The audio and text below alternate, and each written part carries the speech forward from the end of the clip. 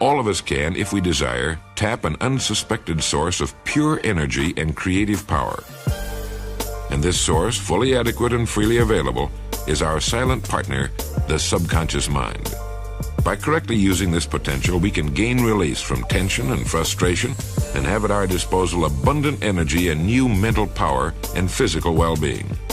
These things we gain without striving. There's no laborious routine to follow. We simply recognize our subconscious mind and permit it to function under proper conditions. If you'll observe the working habits of leaders in any field, you'll find that important discoveries are seldom made while engaged actively in research investigation. New insights, bold ideas, and plans are contributed by the underlying activity of the mind, the subconscious function, and usually comes during a time of leisure. Just about all great scientists, artists, writers, musicians, top-flight businessmen will tell you that their best ideas come not while they're actively engaged in seeking them, but as the French mathematician Henri Poincaré said, creative ideas did not come to him while he was working at his desk, but frequently flashed into his mind while he was engaged in other activities. Now, you'll find this true of every really great man or woman who ever lived. The most momentous concept of this age, the relationship of time and space and the nature of reality, sprang into the mind of Albert Einstein while he was confined to his bed because of illness. Who can say, but for this period of enforced quiet and relaxation, this world may not have been in the atomic age, good or bad, depending on your attitude. The subconscious area of the mind is an unplumbed reservoir of creative insight and intuition. As high as 75% of scientists and inventors surveyed admitted that their best ideas did not come to them while they were actively engaged in work and research, but at odd moments when they were relaxing. Their discoveries were contributed then by the inner underlying activity of mind, the subconscious function. Now, you or anyone else can put this tremendous problem-solving part of your mind to work, with results you'll find to be little short of amazing. You've probably noticed, just as do the great inventors, scientists, thinkers, artists, writers, and so on, that your best ideas come to you not when you're worrying about them or working at your desk or on the problem you're trying to solve, but rather your best ideas, the solution to your problems, seem to just pop into your mind at odd times, when you're relaxing, when you're not thinking of the problem. Of course, it wouldn't if you hadn't been thinking of it. Have you ever tried to think of someone's name, and the harder you thought about it, the more difficult it was to remember? But as soon as you quit thinking consciously about it, it popped into your mind? Well, this is your subconscious at work. It contains all information which has ever come your way. It stores every word, act, sight, smell, thought, every conversation you've overheard, every sound, every book, paper, or magazine you've ever read. Add this fantastic storehouse of information to its natural intuition, and you have a tool that can solve just about any problem you want to give it. It's not necessary for an individual to have technical training in the field of psychology to understand and appreciate the unlimited creative power of the human mind. Of course, the more knowledge, the better, but let me give you an example of how you can put your subconscious to work. First, pick a problem you want very much to solve. It can be anything from increasing your income, solving a business problem, writing a story, solving a personal problem of some kind, any kind of problem. Realize right at the outset that there are two kinds of problems: those over which we can exercise no control, and those we as individuals can solve. If you fall out of a tree, the problem is then out of your hands. But about 95% or more of our problems are within our own individual power to solve. Now, the first thing you do is state the problem. Write it out in complete and simple detail. Realize that it can be solved, and begin to turn it over in your mind.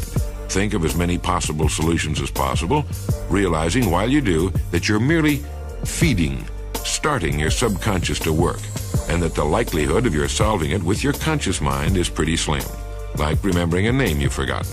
Read and study as many things which pertain to your problem as you can find, and then forget it. Think of something else. Try not to think consciously of the problem at all. If nothing happens for 24 hours or so, do it all over again. Attack the problem with your conscious mind, work on it as hard as you can, and then forget it again. One fine day soon, you'll be relaxing, thinking of nothing at all, and the solution will come, perfectly clear and logical. Trying to solve problems with a conscious mind is unnecessarily limiting yourself to probably less than 1% of your mental ability. You can use it all by stating the problem consciously and then letting your subconscious do the work for you. Every experience or condition of our life, success or failure, progress or frustration, growth or stagnation, is the result of an action or process selected and set in motion by our conscious mind. But to develop our full powers, it is necessary that we learn to use the creative power of both functions of our mind, the subconscious as well as the conscious, continuously and intelligently. Every condition, every experience of life is the result of our mental and emotional activity. We can do only what we think we can do. We can have only what we think we can have. Everything we do and are and have is the result of thought. We never express anything that we do not first have in our mind. Hence, the secret of attainment, of progress, of developing a creative personality is found in constructive mental and emotional activity. The external world is but a reflection of the world within us. Whatever is imaged in our inner life will be reflected in our personal world. Our mental and emotional activity, focused on a desire, a picture in our mind, will supply us with limitless energy and will take whatever form our mind demands. Thoughts of personal growth and progress, of earning a good income, of having influence with people, of experiencing satisfaction in our work and our daily life, the things we call success and happiness, reflect themselves in time in the conditions under which we work and live. Thoughts of doubt, frustration, failure, and personal limitations operate in precisely the same fashion. When the average individual is told that mind has unlimited power available for its use, the statement is usually passed off as high-pressure inspiration. But the facts of everyday experience prove that the human mind actually has amazing powers, which few of us ever draw upon, so slight is our knowledge and so limited is our faith. The easiest thing in the world is to drift without purpose or direction, so far as our thoughts and feelings are concerned.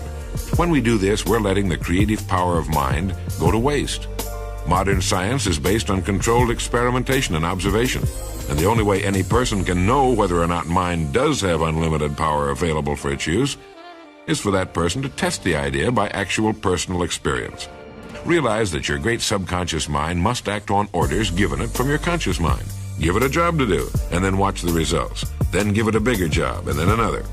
Top business executives, leaders in the field of science realize how this works and use this technique to solve their problems and reach their goals. You can do the same. It has been written that there lurks deep within each of us a wellspring of talent, even genius. If it is to be found, it will come through the systematic exploration of our subconscious minds. What gives to a lone, frail woman the strength to lift an automobile and release her husband whose life is in danger, as has happened? From what source is the soldier in battle inspired and empowered to perform amazing acts of heroism and daring? What gave men and women the strength during the San Francisco earthquake and fire to perform deeds utterly impossible under normal conditions? Well, according to Mr. Williams, it's through the subconscious mind that seemingly unlimited power and strength are available in such times of emergency and danger. Now consider this case. The late Dr. Brown Landone was one of the really great men of this generation. He was a distinguished lecturer and author, his most significant work being a 7-volume history of civilization. Although 98 years old at the time of his death, his personality and general physical appearance were those of a person not over 50, so well preserved was he in health and physical form. He is said to have been one of the really great youthful men of his generation. Yet during his youth, he was an invalid for 17 years. His time was spent in a bed or in a wheelchair. His knees were swollen to twice the normal size, and his heart was organically impaired. One day, the Landone plantation home caught fire, and this young man, who could not under any circumstances climb a flight of stairs or walk under normal conditions, not only ran up the stairs of his home, but carried down one after another 3 heavy trunks containing valuables. Literally hundreds of similar experiences are known to science. In the presence of danger, superhuman strength is available. What's the source of this vast reserve of power, such limitless and immediate wisdom? Insofar as present-day knowledge is concerned, its source is in the largely unexplored field of subconscious motivation. Think how we can change our lives by consciously using more of this strength we have within us. Have you ever thought much about the part you play, your role in this great play called life? Well, it's important. I mean, it may be far more important than you realize. Nature has endowed many of her creatures with what's known as protective coloring. That is, the coloring of a creature of the woods is such that it blends with the background, making it difficult to see. You can look right at a motionless deer, elk, or bird, just about any animal, and not even see it. So perfectly does it blend with its environment. The chameleon can even change his color patterns to blend with different backgrounds. But as usual, nature gave to the human being an even greater gift. He can make his surroundings match him.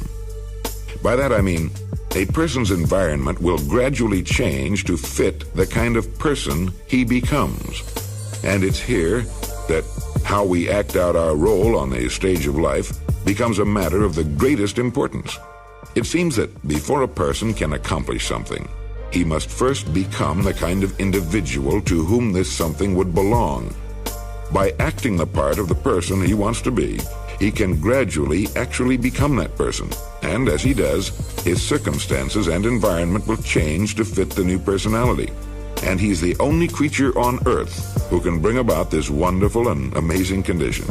Now, everyone knows that feelings trigger actions. That is, if you feel angry, you'll usually get angry.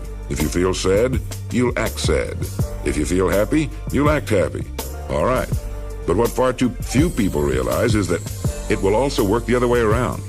For example, let's say that you know the kind of person you'd like to be, that you're not completely happy and satisfied with the person you now are. If you have a clear mental image of the person you'd like to be, you can actually become that person in time by acting as though you were that person for a sufficient length of time. You'll not only become that person in reality, but you'll also attract to yourself the kind of life and the things that person would have. Now, to many who have discovered how wonderfully this little-known information works, this will come as no surprise. But to most people, it'll be hard to believe. Sounds too easy. But actually, while it's true, it is not easy. It's not easy because it means getting rid of old habits and forming new ones, and at best, this is never an easy job. You'll find yourself slipping back into the old, well-worn grooves of long-established habit, and you have to keep reminding yourself to get back on the track. Every time you go to do something, you have to ask yourself how the person you want to become would do it. Every time something happens, before you automatically and habitually react in the old way, you have to stop and ask yourself how would the person you want to become react to such a situation. Like an actor on the stage, you have to completely assume this new role, hour by hour, day after day, month after month.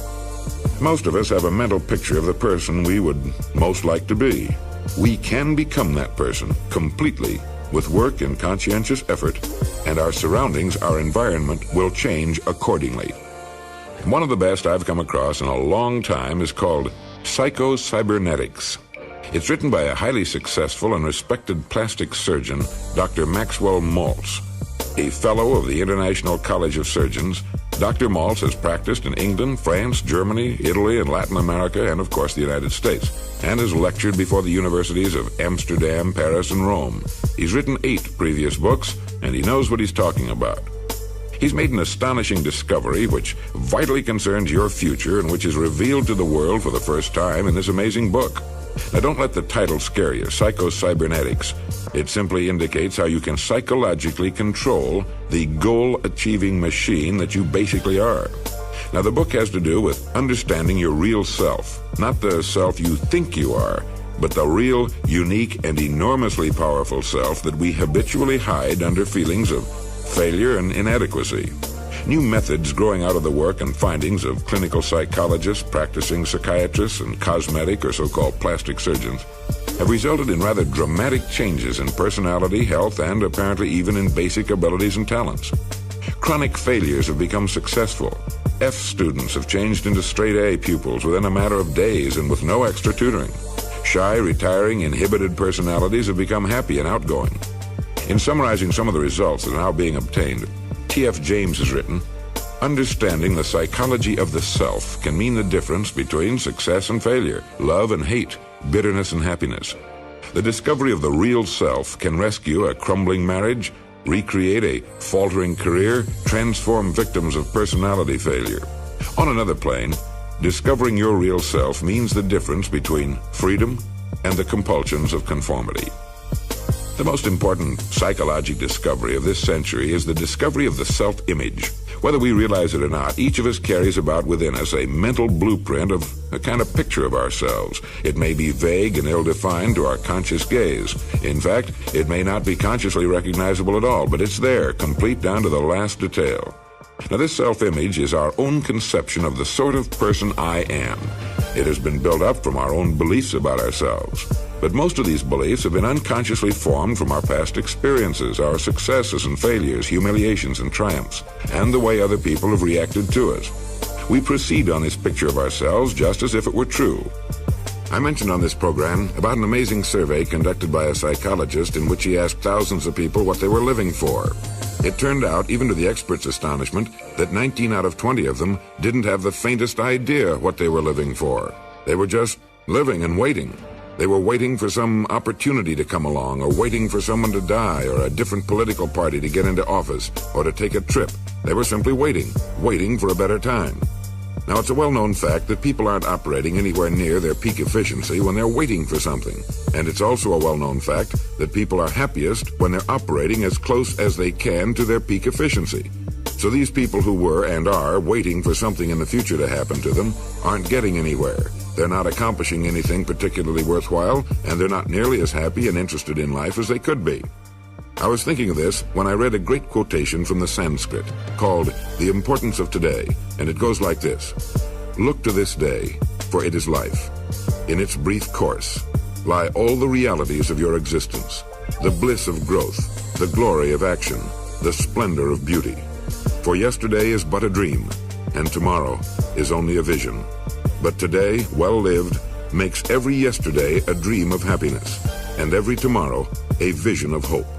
Look well, therefore, to this day. Now that's quite a piece of philosophy, and it's true. For yesterday is but a dream, and tomorrow is only a vision. All we have is today, and it's a crime when you stop to think of it, the way we waste our todays, hoping for something better to come along tomorrow. Look to this day, for it is life. In its brief course lie all the realities of your existence, the bliss of growth, the glory of action, the splendor of beauty. For yesterday is but a dream, and tomorrow is only a vision. But today, well lived, makes every yesterday a dream of happiness, and every tomorrow a vision of hope. Look well, therefore, to this day. You know that if everyone actually lived by this great old quotation, about 95% of our problems would disappear overnight.